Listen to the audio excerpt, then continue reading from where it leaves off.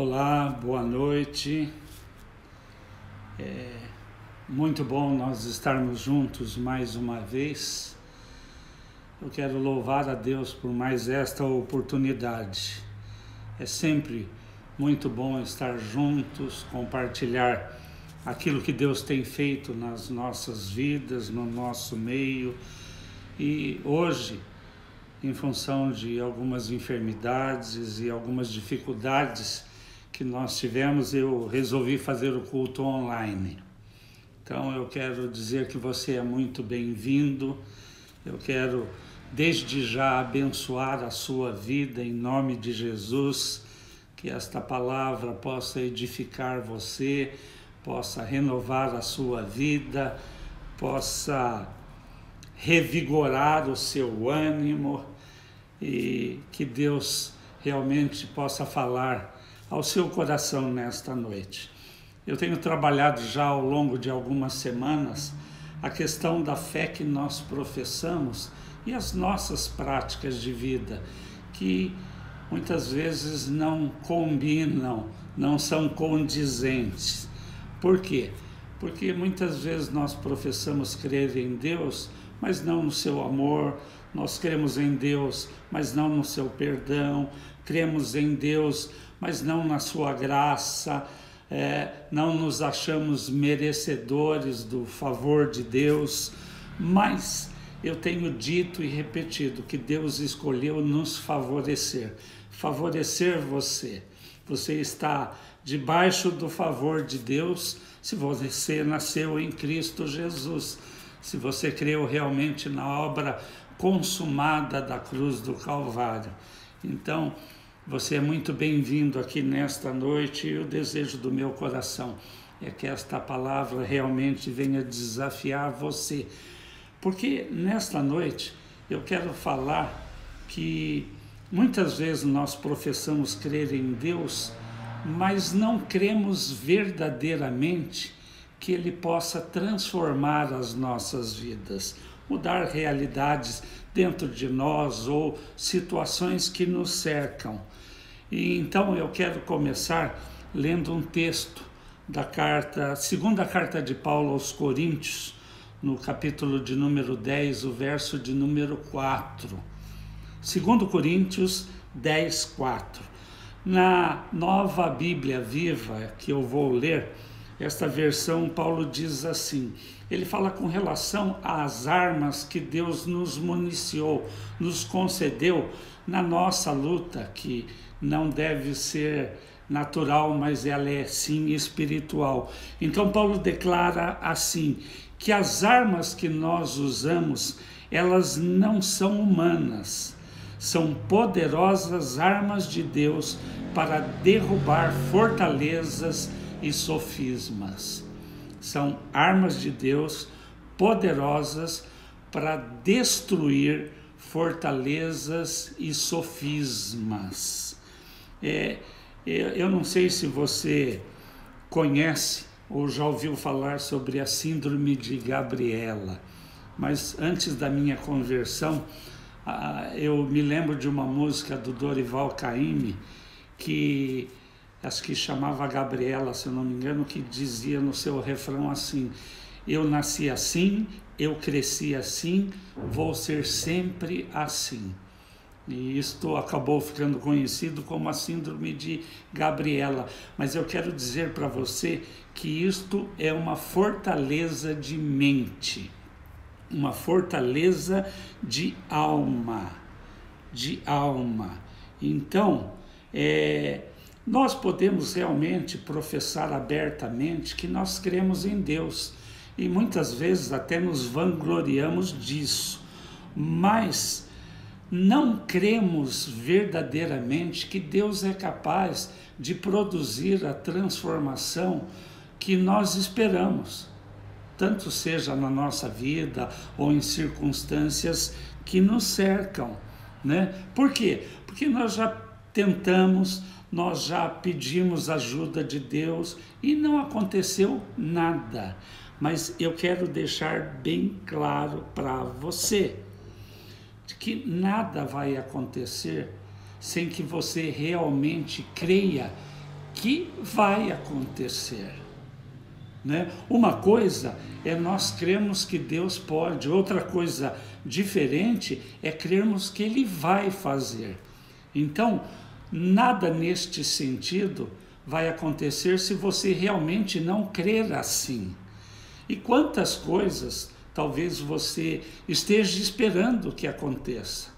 Quantas mudanças na sua própria vida, nas pessoas à sua volta, ou circunstâncias que cercam você.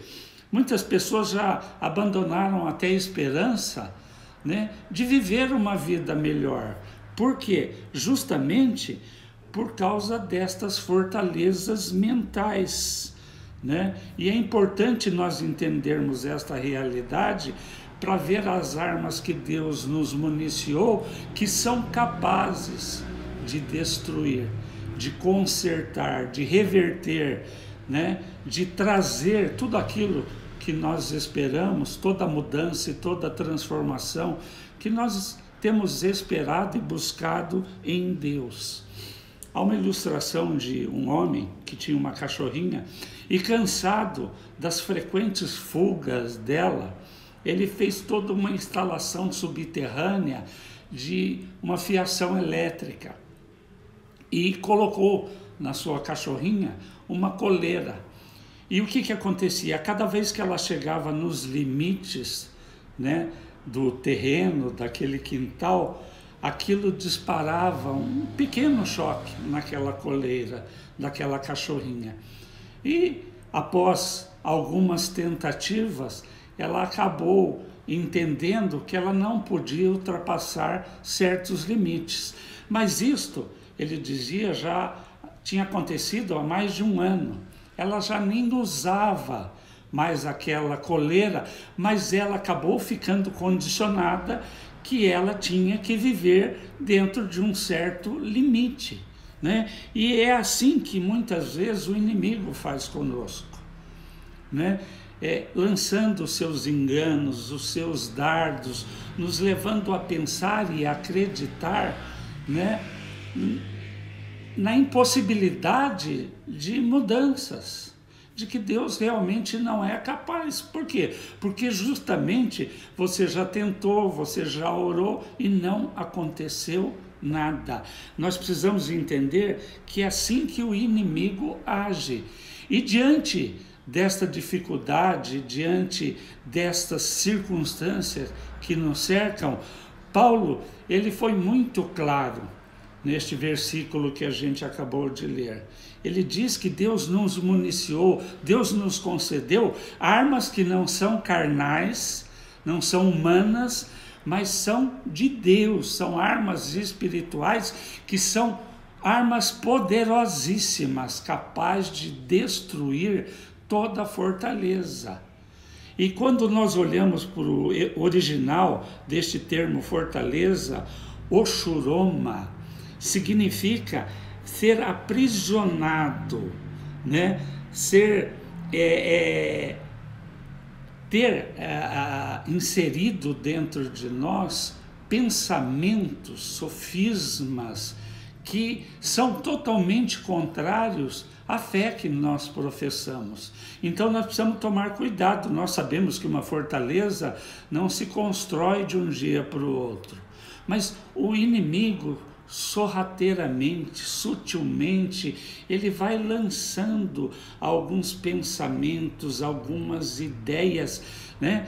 Vai colocando um tijolinho de cada vez e, sem nós percebermos, é construída uma muralha, uma fortaleza de pensamento e de mente.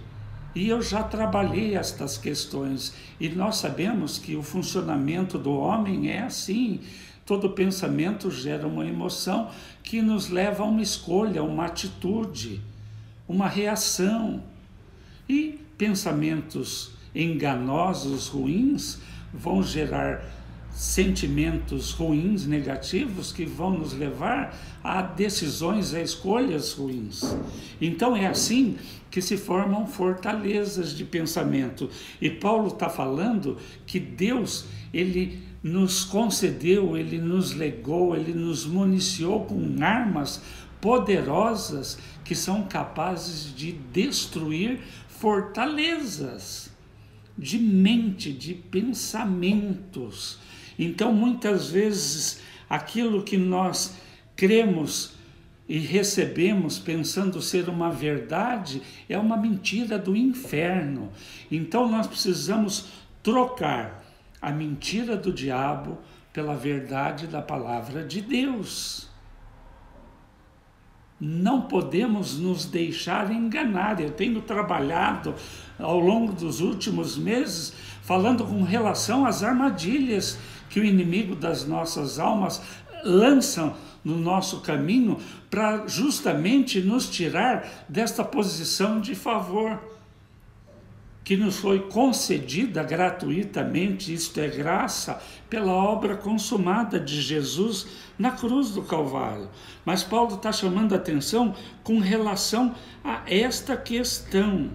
Nós precisamos trocar muitas vezes essas falsas verdades, essas mentiras do inferno, pela verdade da palavra de Deus. Porque isto vai nos ajudar, em fé, a tomarmos decisões corretas.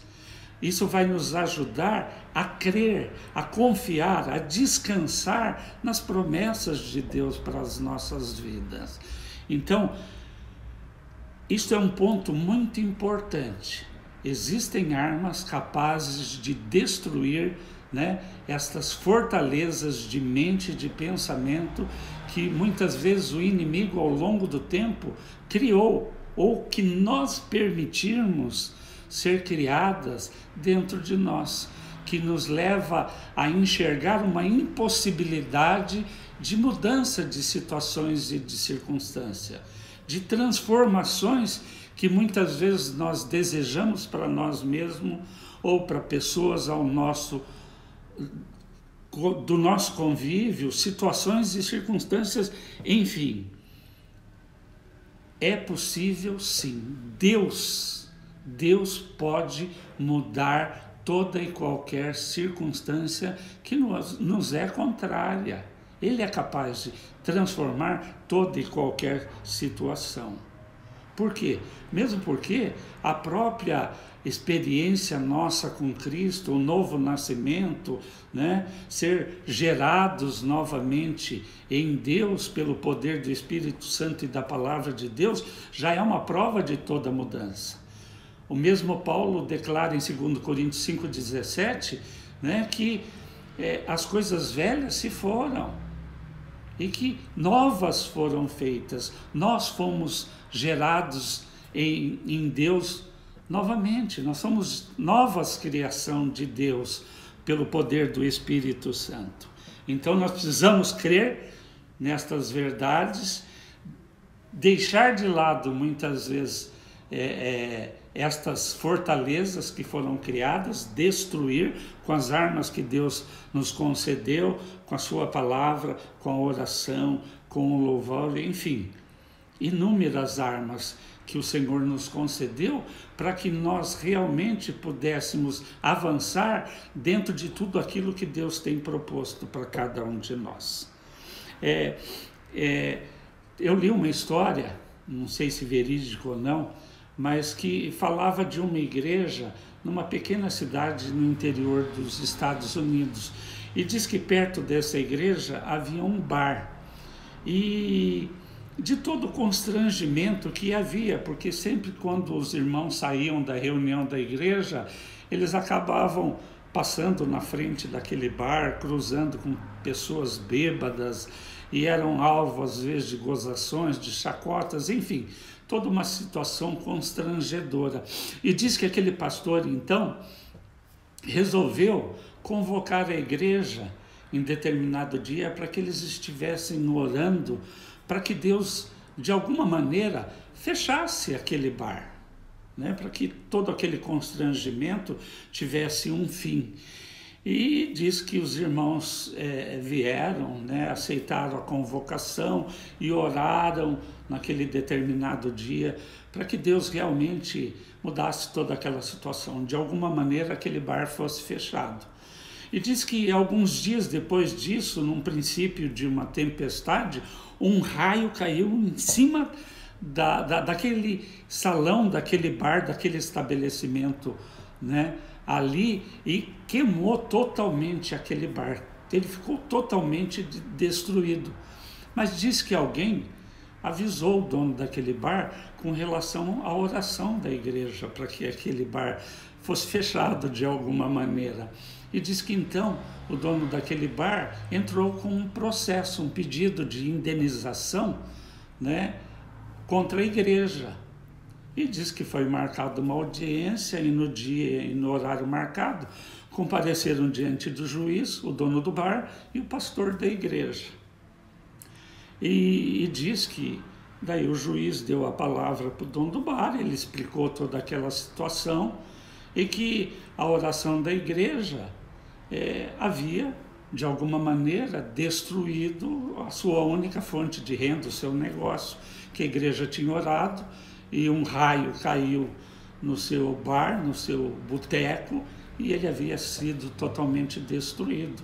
E diante daquilo o pastor disse que não, para o juiz não, isso foi uma coincidência, não tem nada a ver com a oração, mas foi uma catástrofe natural de ter caído um raio numa tempestade e ter queimado todo aquele estabelecimento.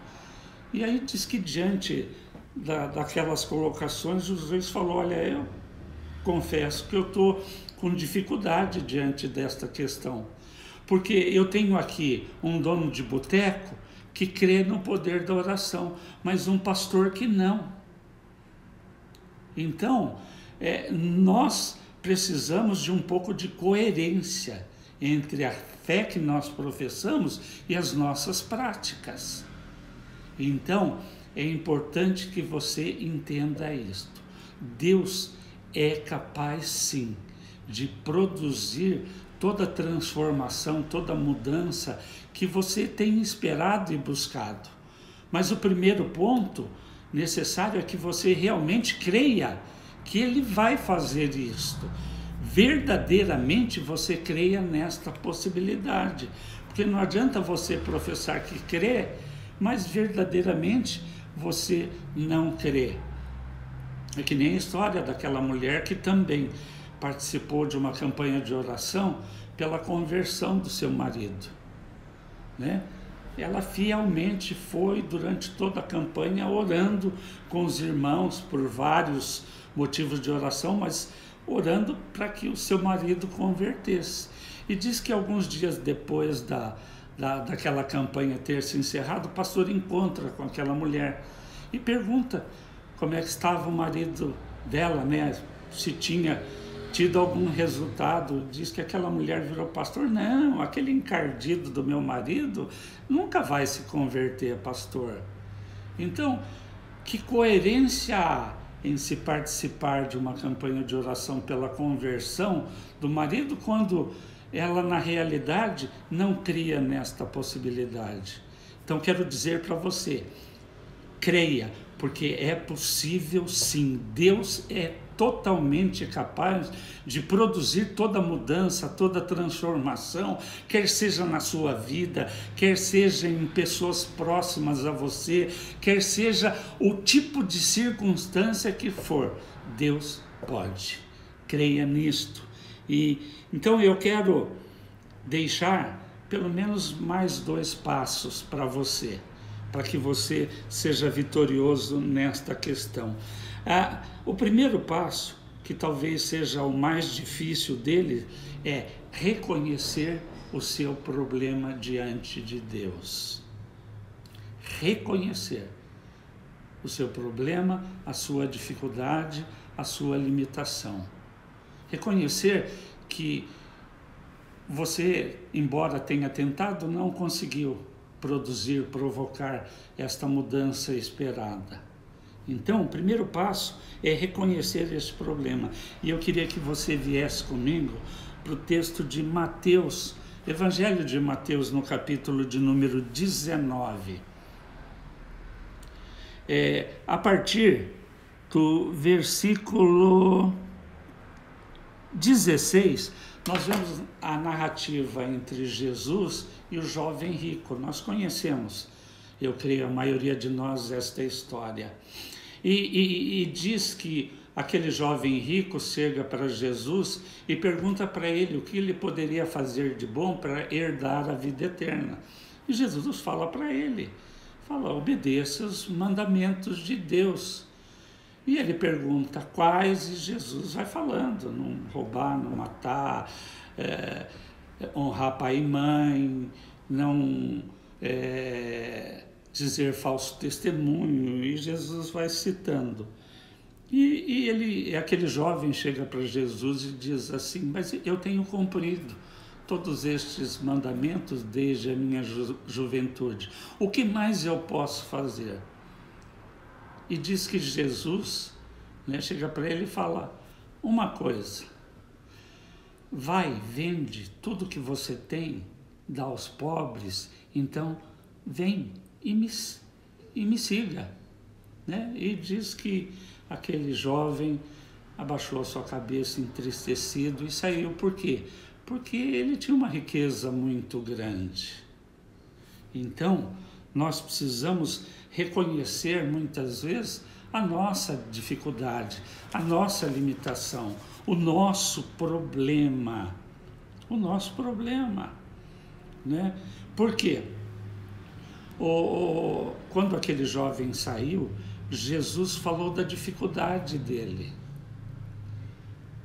Jesus chegou para os seus discípulos e disse assim: olha, dificilmente um rico vai entrar no reino dos céus. E ele ainda disse, ele falou, é mais fácil um camelo passar pelo buraco de uma agulha do que um rico entrar no reino dos céus. E diante desta resposta, os discípulos ficaram perplexos, e disseram: mas então quem vai poder ser salvo? Ao que Jesus declara: pode ser impossível ao homem, mas é possível para Deus. Não há impossíveis para Deus. Nós precisamos crer nisso. Nós precisamos reconhecer a nossa limitação e a nossa dificuldade, o nosso problema. Este é o primeiro passo. Nós temos muita dificuldade com isto, em reconhecer, as nossas próprias limitações. Então começa por aí. Talvez seja o passo mais difícil, mas nós precisamos, além de crer que Deus pode e vai fazer, reconhecer as nossas próprias limitações. O segundo passo, nós precisamos nos render, ao poder de Deus. Por quê? Porque a nossa capacidade é limitada, mas a de Deus não existe limite para aquilo que Deus possa fazer. Não há. Então, nós precisamos reconhecer os nossos problemas, as nossas dificuldades e nos render ao poder de Deus, entendendo que vem dele toda a suficiência. Nós vamos encontrar nele toda a suficiência. Não é lá fora, está dentro de nós. Por quê? Porque o Espírito Santo de Deus habita dentro de todo aquele que nasceu de novo. Se você teve uma experiência com Cristo, você tem o Espírito Santo dentro de você. Ele é a fonte de toda a provisão. Ele é a fonte de toda a suficiência. Entenda isso. Não está lá fora, está dentro de você. Então, é nele. É por ele. Ele é a fonte. Ele é a fonte de poder, Ele é a fonte de capacitação, Ele é a fonte de provisão, Ele é a fonte de suficiência, toda suficiência. Nós temos nele. Tem um texto também de Paulo, na segunda carta aos Coríntios, capítulo 9, verso de número 8, que fala que a graça de Deus ela pode abundar na sua vida, para que você, tendo sempre, não é de vez em quando, tendo sempre toda suficiência. Falta alguma coisa? Toda suficiência em todas as coisas, você possa abundar em toda boa obra. Então Deus quer sim que você tenha, e tenha de maneira abundante. Para quê? Não só para que você desfrute, mas para que você também compartilhe, para que você transborde na vida de outras pessoas também. Então, renda-se ao poder de Deus. Não é na sua força, não é na sua capacidade, é na dele. Paulo tinha consciência disto. Quer ver? Venha para mim, venha comigo para a segunda carta de Paulo aos Coríntios, no capítulo de número 3, o verso de número 5. 2 Coríntios 3, 5. Nesta versão NBV, Nova Bíblia Viva. Olha o que Paulo diz. Ele diz assim: não que nos consideremos capazes de fazer qualquer coisa por conta própria, mas a nossa capacitação vem de Deus. Paulo tinha essa consciência. Ele falava não que eu possa fazer alguma coisa como que de mim mesmo, mas toda a capacitação vem de Deus. O próprio Paulo, quando escreve a carta aos Filipenses, no capítulo 4, verso de número 13, ele diz assim: eu tudo posso. Eu tudo posso. Posso quanto? Alguma coisa? Um pouco? Não, ele está dizendo tudo. Tudo. Entenda. Eu tudo posso naquele que me fortalece. Nesta versão fica mais claro ainda. Eu posso fazer tudo que Deus me pede com a força que Cristo me dá. É na sua força? Não. É na sua capacidade? Lógico que não. É na dele. É na dele. É com a força dele. Tanto Paulo ora para a igreja em Éfeso, no capítulo 6, para que eles fossem fortalecidos, né, com a força do poder de Deus. Fortalecei-vos em Deus e na força do seu poder. Não é na nossa capacidade, não é na sua, não é no seu poder, é no poder de Deus. Paulo tinha esta consciência. Então, é possível? É. Você pode, sim, alcançar toda mudança e toda transformação em Cristo, em Deus. Jesus, em Marcos 9, 23, ele fala que tudo é possível ao que crê. Tudo é possível ao que crê. Então, verdadeiramente, creia. Creia que Deus vai produzir e promover toda a transformação que você deseja na sua vida. Que você deseja, às vezes, as pessoas à sua volta. Mas Deus, lembre-se, começa em você. Primeiro você. Primeiro você. E Ele vai produzir. Creia verdadeiramente que Deus vai produzir e fazer. E vai acontecer. Por quê? Porque Deus escolheu assim. Deus, Ele já te abençoou, Paulo declara, com toda a sorte de bênçãos espirituais nas regiões celestiais em Cristo. Sempre nele. Paulo declara que nós estamos assentados com ele nas regiões celestiais. Isto, demonstra uma posição de controle, de governo, de domínio.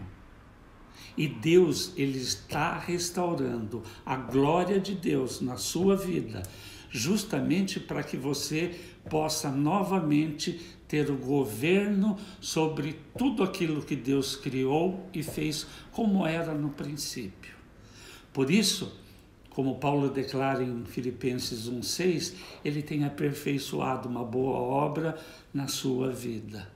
E ele vai completar. Então, eu tenho até dito que as dificuldades e as lutas que nós temos enfrentados são justamente no aperfeiçoamento desta obra. Por quê? Porque Deus está forjando Cristo na sua vida. E é através das dores, dos sofrimentos. São nessas circunstâncias que nem sempre Deus provoca, mas Ele permite, é que Ele trabalha em cada um de nós.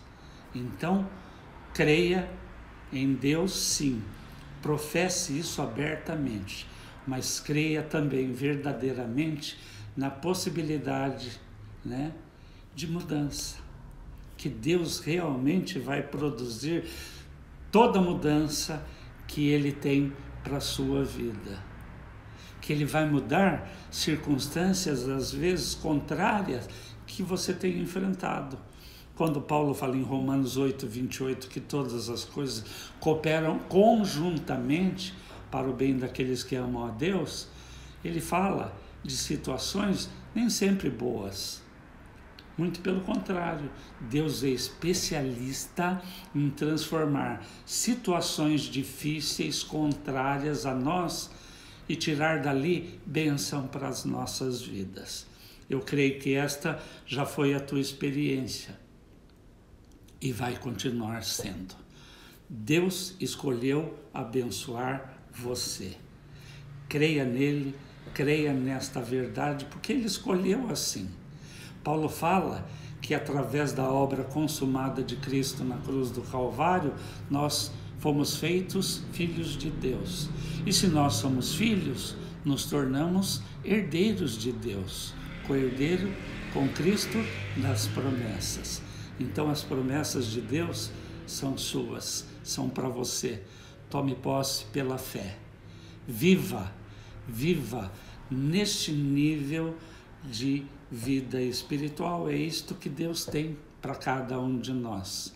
Eu creio que todo este período de pandemia tem servido sim para o nosso crescimento, para o nosso avanço. Deus tem trabalhado conosco, Deus tem trabalhado no nosso casamento, na nossa família. E entenda, por pior que a circunstância possam ser, Deus tem sempre um bom propósito em todas estas questões.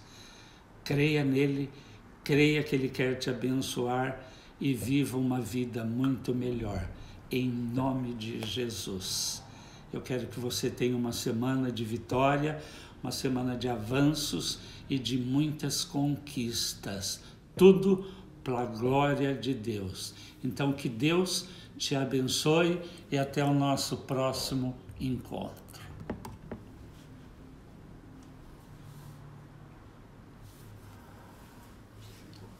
Como é que faz aqui para salvar? Isso eu não sei.